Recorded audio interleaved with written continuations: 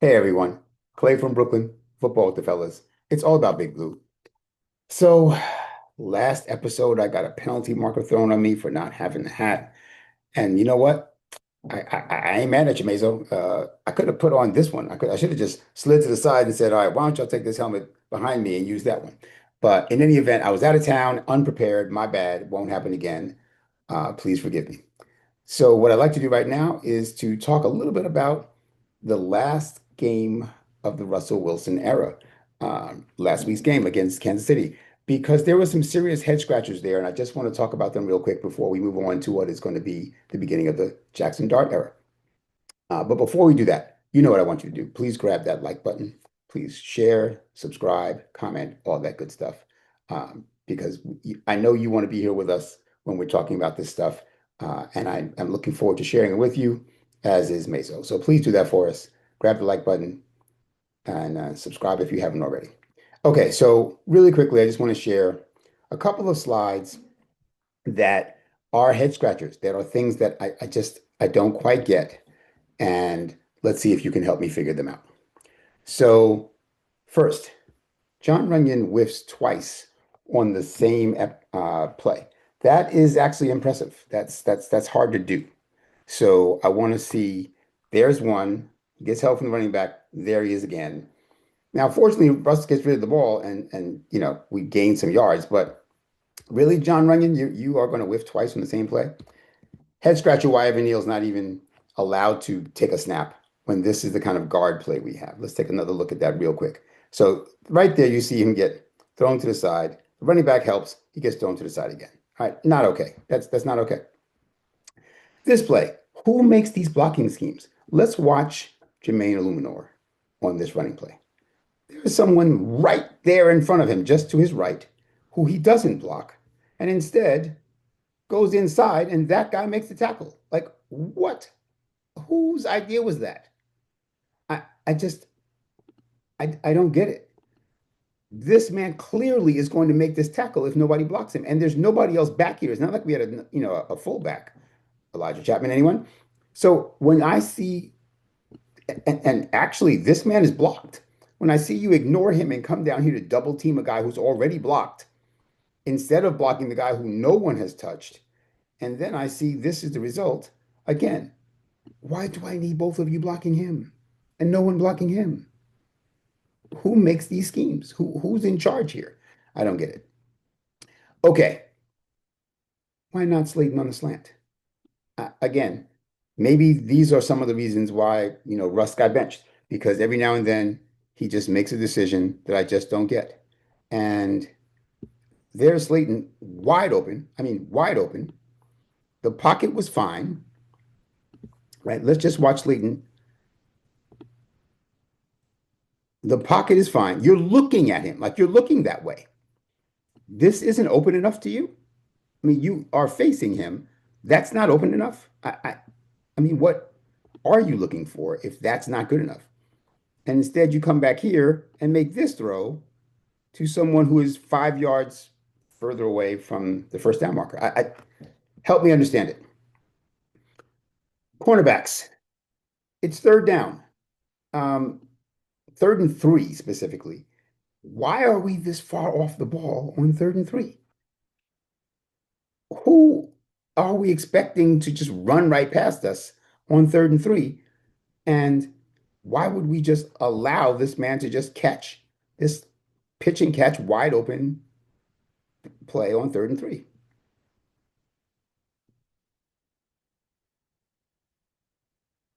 I mean, I don't get it. Okay. Newbin whiffs on the tackle. First of all, he's too deep, and then he's going to whiff on the tackle. Are we sure Newbin's the guy? I mean, you've heard me say many times, I'm not sure Newbin's the guy. And here's a little quick screen. Newbin's in Carajo. And now he comes up and whiffs. Fortunately, Abdul Carter was there because this guy could still be running if Abdul Carter wasn't there. Not sure Newbin's the guy. It's third and two. I'm going through these quickly. I want to make this a short video just because I want to get on to the Jackson Dart era, as I'm sure you do. It's third and two. We have Dane Belton as inside linebacker number two instead of an additional interior defensive lineman on 3rd and 2. What do you think Kansas City called? Well, why don't we just double team Dexter and run right up this hole because Dane Belton ain't stopping it. And they are almost triple teaming Dexter, tackling him basically, and they pick up the first down. It's 3rd and 2. Get some beef on the line, please, and not Dane Belton.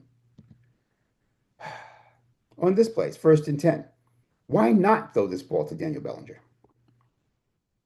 who's right here? Why not? I mean, I'm sorry. This is him. This is Daniel Bellinger. He's wide open right there. It's 1st and 10, right? We don't have to pick up, 15 yards in this play. But 1st and 10, Bellinger is sitting down right here, right in front of you. And instead you throw this little flare out to Scatterboo, which almost turned into a disaster because he dives to the ball and pops it straight up in the air. Chris Collinsworth was actually talking about this on the broadcast about how he had one of those actually get picked off. It happened to him when he was playing. I think he said it was his rookie year, and it actually got picked off. He dove, kept the ball alive, but then somebody else caught it. But Bellinger's not open enough right here? Really? Okay. Here's a play that, I know we wanted Russ to throw some moon balls, but there was nothing here. And Leak Neighbors, who, most of the day wasn't open, was open in this play, but instead we force a deep pass that was not there at all. So you see the safety help is waiting to come over the top. You see that he's really not open, but Leak is coming wide open.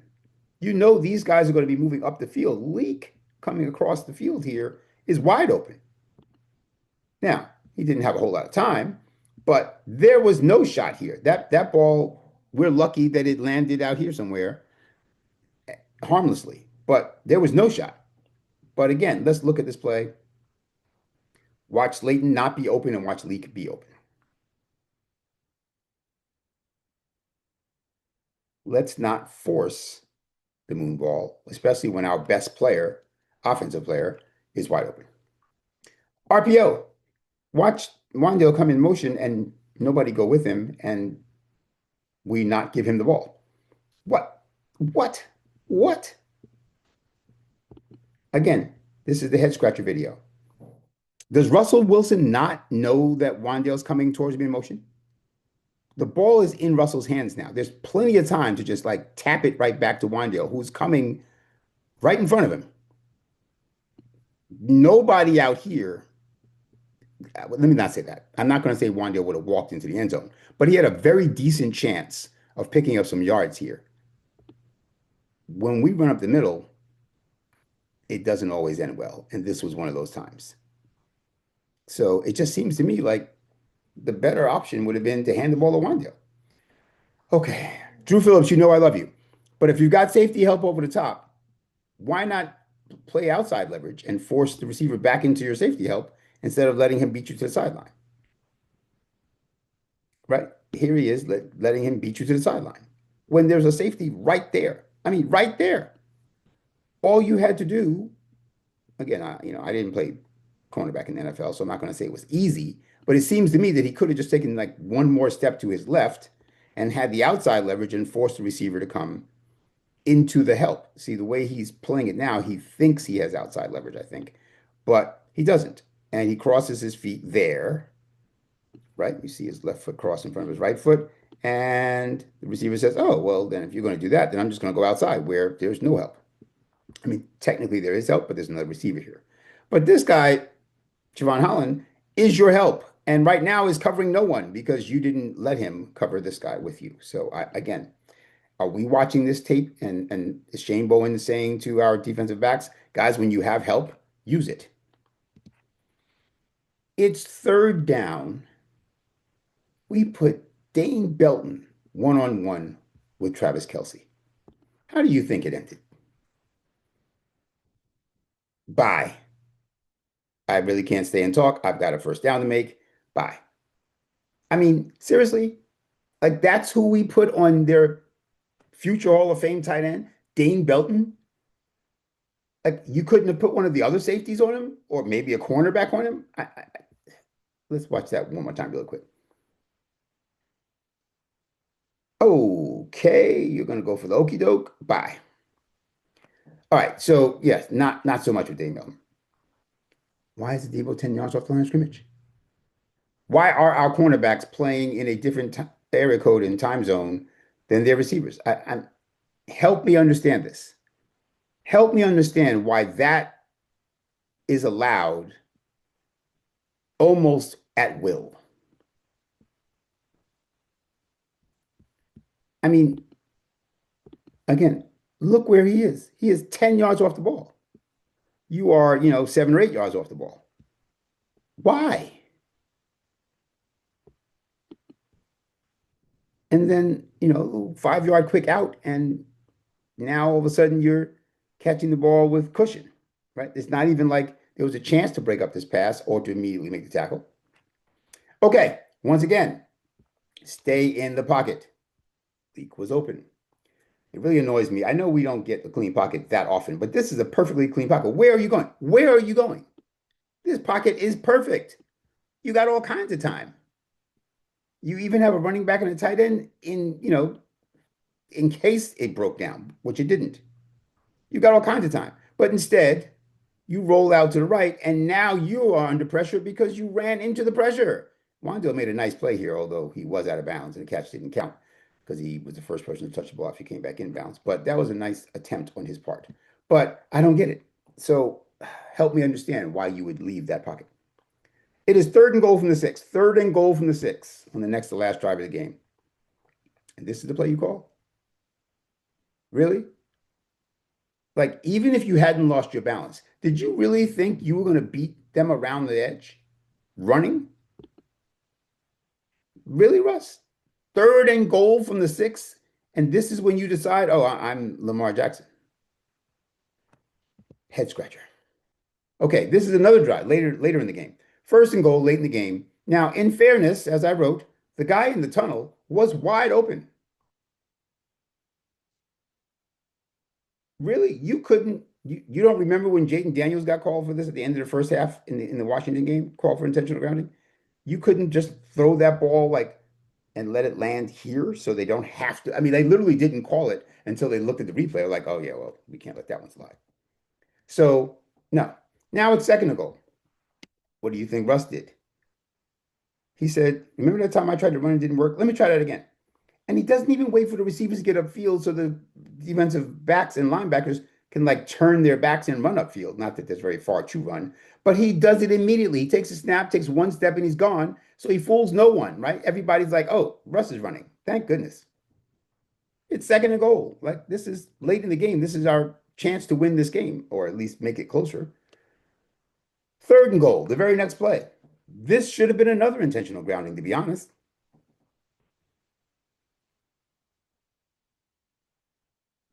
And he just hurls it like there's literally no blue jerseys in the vicinity.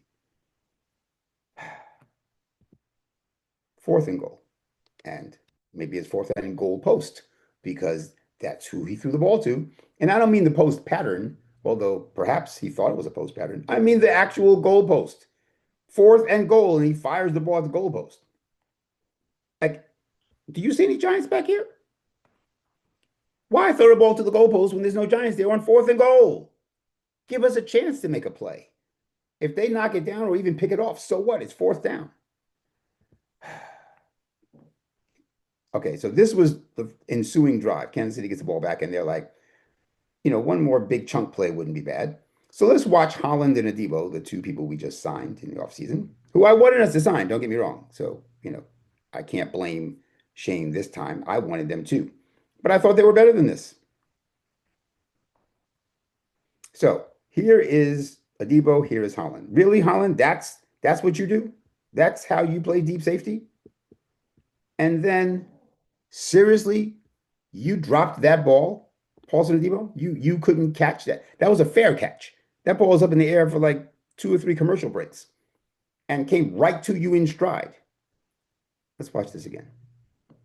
Here's Paulson Adebo. Here's Javon Holland, the safety up over the top, who looks like he's in high school, like he's never seen a post pattern before.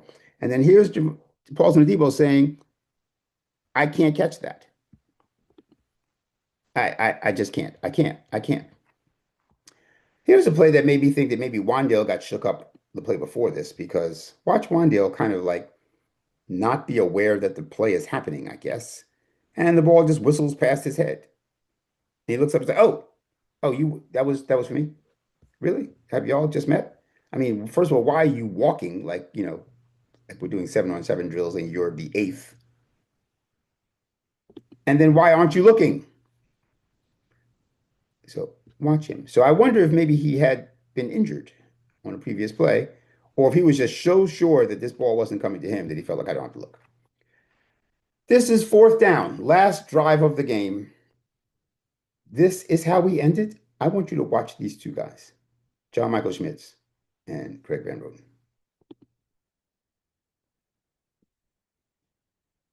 as they separate and just let I just don't understand. They just let a defensive lineman or a linebacker, I can't remember exactly who it was, just like the Red Seas part. Like they're watching other people who are blocked. And they both leave this guy unblocked. Now, somehow Russ got away from that, but this is how the game ended for us. And I'm like, really? Really? Anyway, on to the Chargers and the Jackson Dart era. Just wanted to take one last look at a few head scratching plays. Uh, but you know what? It is what it is. We're 0-3 and expectations are lowered, except the excitement is building because Jackson Dart is here. So let's hope that young Mr. Dart can give us something to cheer for. And yes, as Mazo mentioned, and I think I've said before as well, I will be at the game this week. I will be at the first game of the Jackson Dart era. I go to one game a year. By coincidence, this is my game. So I'm hoping that I'll have a lot of good things to talk about when you see me next week talking about what could be a painful game against the Chargers. Anyway, Clay from Brooklyn, football with the fellas, all about Big Blue, asking you to like, share, subscribe, comment. Football with the fellas, guys. You know who we are. Come join us. Rock with us. All right, Clay from Brooklyn, football with the fellas, all about Big Blue, and I'm out.